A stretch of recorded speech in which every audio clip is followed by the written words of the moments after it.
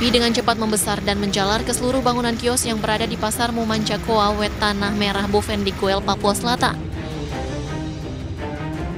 6 kios dan 1 unit rumah dinas perhubungan yang bersebelahan dengan pasar ikut terbakar, serta 1 unit sepeda motor. Tidak adanya mobil pemadam kebakaran di Kabupaten Bovendigul mengakibatkan api sulit dipadamkan. Selama 2 jam, warga berjibaku memadamkan api. Penyebab kebakaran masih dalam penyelidikan pihak kepolisian, diduga kebakaran akibat korsleting listrik di salah satu kios dan api cepat membesar lantaran banyak material yang mudah terbakar. Dari Tanah Merah, Kabupaten Bovendigul, Papua Selatan, Muhammad Syahrir Muslimin, iNews melaporkan.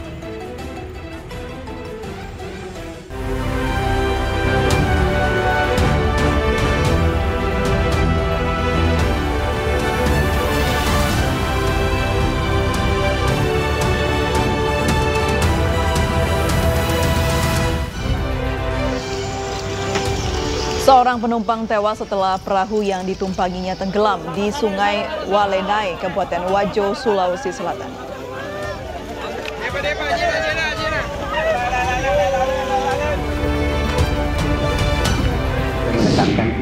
Jokowi meminta Erick Thohir kembali temui FIFA agar Indonesia terhindar dari sanksi.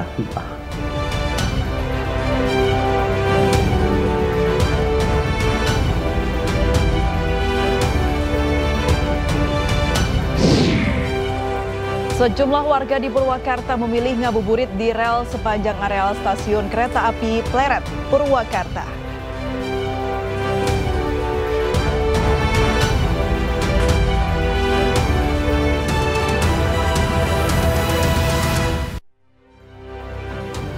Halo, selamat sore pemirsa. Demikian tadi berita pilihan iNews Sore bersama saya Aprilia Putri. Pemirsa, sebuah perahu tenggelam di Sungai Walenai, Kabupaten Wajo, Sulawesi Selatan, Jumat pagi. 4 korban selamat dan 1 ditemukan tewas mengambang di Sungai Walenai.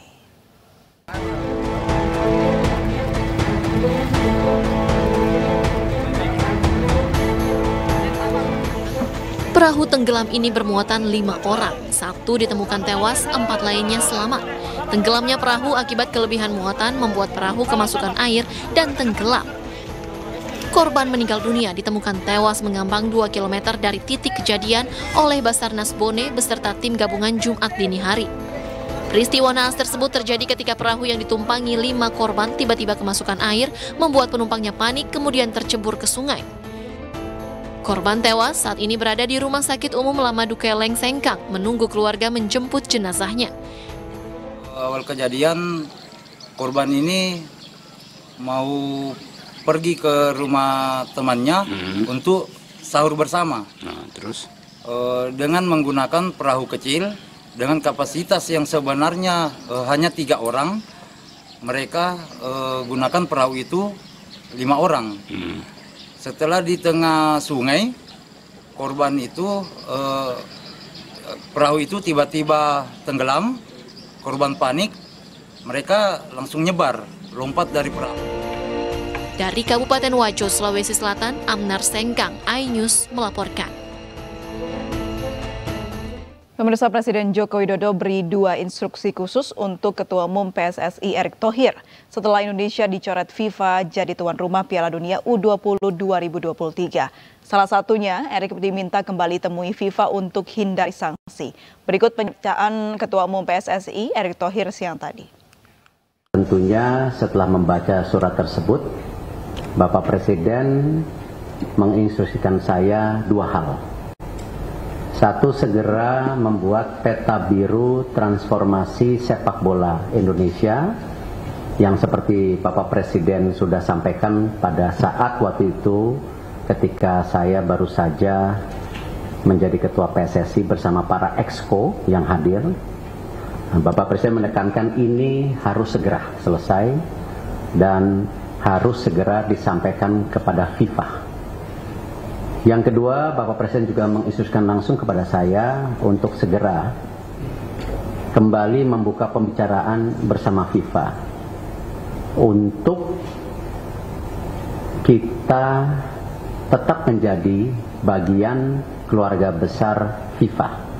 Yang kita tahu FIFA sendiri itu total membersnya ada 216 dari berbagai negara, salah satunya kita. Sehingga bisa diartikan bahwa Presiden tidak mau kita terkucilkan dari peta persepak bolaan dunia.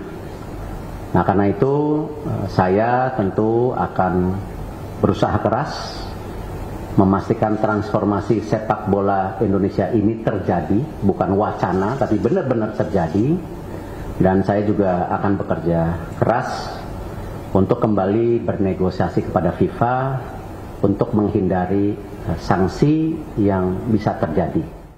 Pemirsa, pemain Timnas Indonesia U20 berbagi pita hitam di redaksi iNews Jakarta. Pita hitam sebagai simbol duka atas gagalnya Indonesia jadi tuan rumah Piala Dunia U20.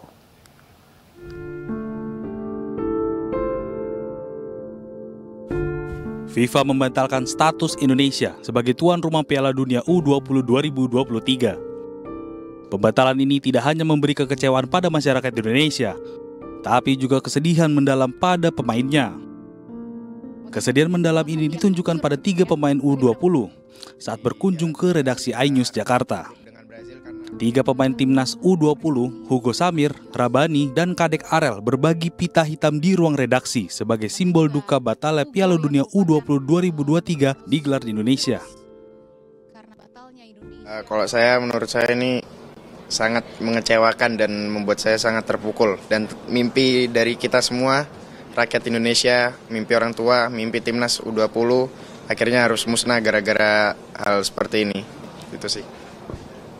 Untuk saya ya pastinya saya sangat kecewa, rekan-rekan juga pastinya sangat sedih, kita juga, tapi semua akan baik-baik saja, tetap bermimpi, semoga lebih baik ke depannya. Usai perjuangan panjang, Indonesia akhirnya gagal menjadi tuan rumah Piala Dunia U20 2023. Dengan demikian, Timnas Indonesia U20 otomatis tidak ambil bagian dalam kompetisi tersebut karena kehilangan tiket jatah lolos lewat jalur tuan rumah. Tim Liputan iNews melaporkan. Pemirsa, Presiden Joko Widodo juga kecewa dan sedih atas putusan FIFA yang membatalkan Piala Dunia U20 di Indonesia. Namun Presiden meminta Indonesia hormati keputusan FIFA dan tidak saling menyalahkan. Tentunya kita harus menghormati keputusan tersebut. Saya tahu keputusan ini membuat banyak masyarakat kecewa.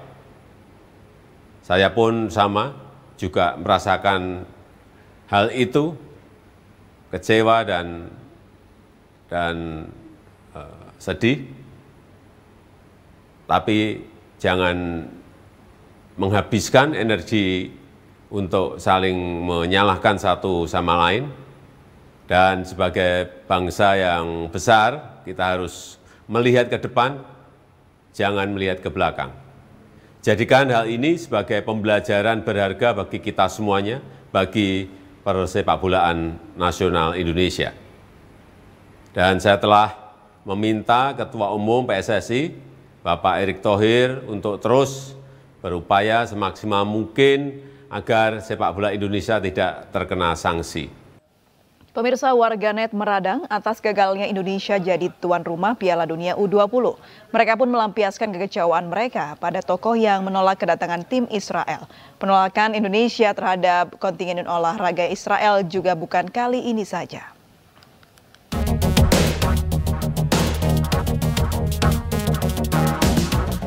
FIFA resmi mencoret Indonesia sebagai tuan rumah Piala U20 2023 pada Mei mendatang. Hal ini buntut penolakan kedatangan Timnas Israel ke Indonesia oleh sejumlah pihak. Sebut saja Gubernur Bali Iwayan Koster, Gubernur Jawa Tengah Ganjar Pranowo, Partai Demokrasi Indonesia Perjuangan, PDIP, dan PKS. Kecewa Piala Dunia U20 batal diselenggarakan di Indonesia, netizen ramai-ramai meluapkan kekesalannya melalui Instagram Gubernur Jawa Tengah Ganjar Pranowo. Meski demikian, Ganjar menilai sikap penolakan ini merupakan perwujudan komitmen bangsa Indonesia dalam memperjuangkan kemerdekaan Palestina sesuai amanat Presiden Soekarno. Ganjar juga kecewa dan menyerahkan semuanya kepada PSSI untuk memberikan solusi terbaik. Ya kecewa lah, kita sudah menyiapkan sejak awal kok. Kan tinggal beberapa catatan saja yang bisa kita lakukan. Kalau saya boleh sampaikan, ada di awal-awal yang waktu itu saya berkomunikasi sebelum saya berstatement kepada seluruh kementerian termasuk PSSI adalah peluang-peluang utama pokos, ya, peluang-peluang utama pokos, sehingga relasi antar bangsa dan negara, konstitusinya semuanya terpegang, olahraganya bisa jalan. Sikap Indonesia dalam mencampurkan urusan politik dan olahraga bukanlah yang pertama. Pada tahun 1963, Indonesia pernah menorehkan sejarah dengan menggelar Ganevo atau Games of Emerging Force di Jakarta. Perhelatan olahraga akbar ini buntut dikeluarkannya Indonesia dari International Olympic Committee (IOC) karena Indonesia sebagai tuan rumah Asian Games tahun 1962 tidak mengundang Israel dan Taiwan. Akibatnya tahun 1963, IOC melarang Indonesia turut serta dalam ajang Olimpiade Tokyo tahun 1964. Soekarno kemudian mendeklarasikan Ganevo yang diikuti 2.700 atlet dari 51 negara di Asia, Eropa, Afrika, dan Amerika Latin. Pemirsa, FIFA telah resmi hapus Indonesia sebagai tuan rumah Piala Dunia U20 2023. Kami hadirkan informasinya usai jeda berikut.